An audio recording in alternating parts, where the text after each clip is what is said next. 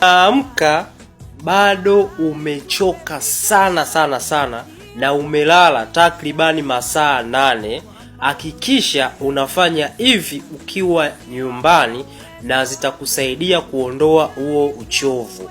Moja, unapoamka hakikisha unakunywa maji ya uvuguvugu glasi 1 mpaka glasi 2, zitakusaidia mzunguko wa damu kuwa mzuri na kuondoa huo uchovu.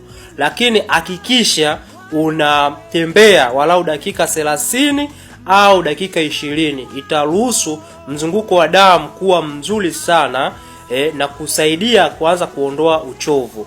Lakini hakikisha jioni au usiku kabla ya kulala unakula vyakula vyepesi, na hii itakusaidia katika kuondoa uchovu ambao unaopata.